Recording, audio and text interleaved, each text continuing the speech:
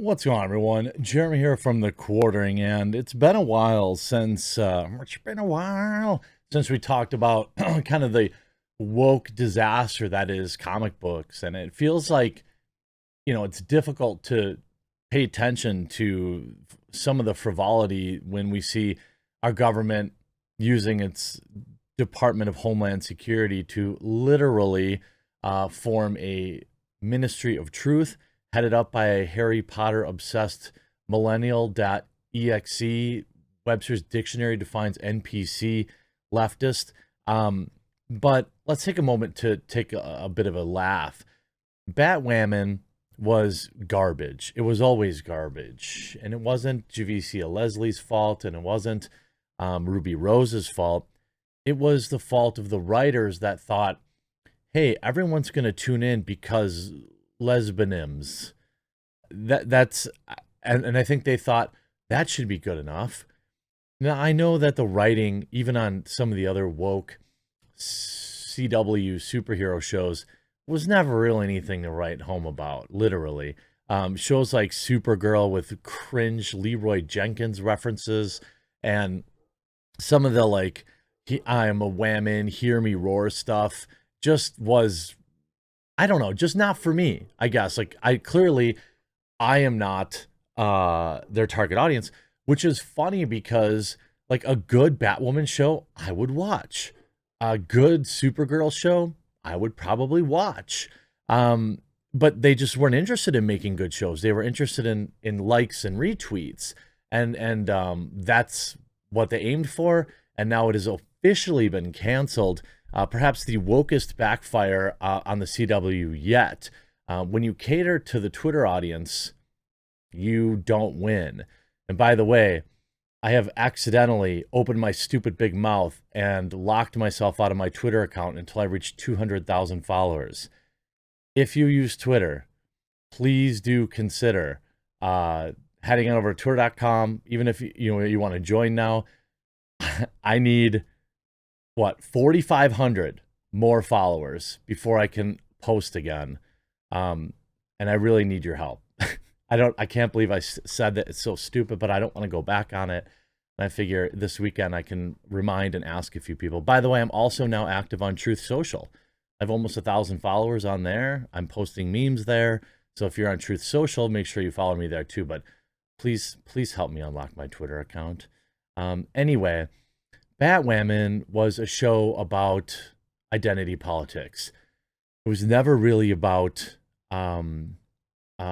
putting on a good show. And when we look at the final, third, and now final season, the audience that watched this show, the finale, 415,000 people. An average day on my channel of a basement dwelling beardo will get 800,000 viewers. Now that is through 4 or 5 episodes, and to be fair, it's a super rare for any one of my episodes to ever reach 500,000 views.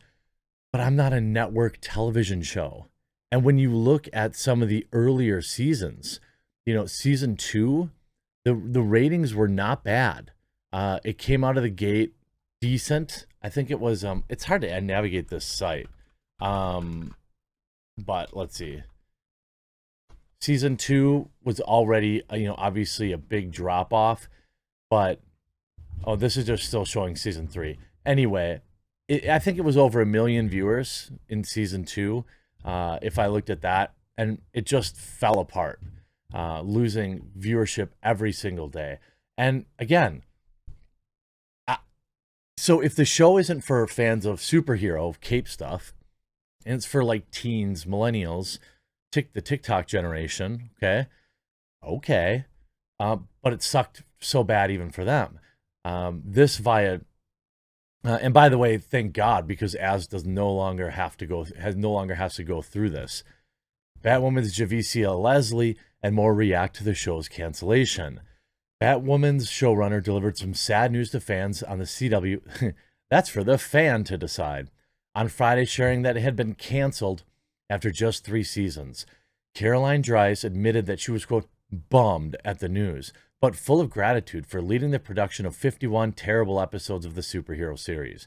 Following the update, the show's cast reacted as well, including Batwoman herself, Javicia Leslie. Shortly after the cancellation was announced, she took to Instagram to share a set of photos and videos from her experience as the DC superhero over the years along with the message, check it out. The years, you're only ever on one season, right? Leslie was cast as Batwoman, replacement for Ruby Rose in the mid-2020s, becoming the first black actress to play the hero. Exactly. Right? Exactly. Exactly. That's what was most important to the press. That was the most important thing. Now, look, lore-wise and stuff, it's not like it's fine. But I'm saying, like, that's what they were more obsessed about. When her first episode in January 2021, many fans got behind the new character of Ryan Wilder right away, calling her BA and asking her to walk all over them. Cringe. Per Javicia Leslie's social media goodbye to Batwoman, it's clear that she had a ton of fun every day on the set of the CW series. She shared putting the cowl on for the first time and crying along with other various BTS from the set. And again, I don't think that, again, that Javicia Leslie was, I don't have anything against her. I don't think it's more about like the writing, Cameras Johnson. After 51 episodes of fun, Batwoman is coming to an end. A good 90% of the people that have called out Luke Fox to me on the street have been black men between the ages of 30 and 45, and the words you've said to me over the years have meant the world. Again, why? What difference does it make? So again, is this all you cared about? That's on your way out the door. You're like, hey, black men, between 30 and 45, which is definitely not the demographic of that show. So everybody involved in the show only cared about social justice crap. The writers only cared about social justice crap. So it's like the perfect example of get woke, go broke. You can even hear Legends of Tomorrow 20 hours ago. Sit down, it's going to hurt. We're canceled. This has been a journey of a lifetime for all of us. Another show. Like, again, no disrespect to Javicia Leslie, but even her 21 hours ago only got 9,000 likes. I wouldn't know because I can't use my Twitter account because I need 4,500 of you to follow me, please.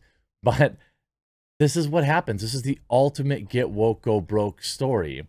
And it got like, and again, you're going to have, look at this. Batwoman unleashes the first look at Nicole Kang as your Poison Ivy. This woman does not look like Poison Ivy to me.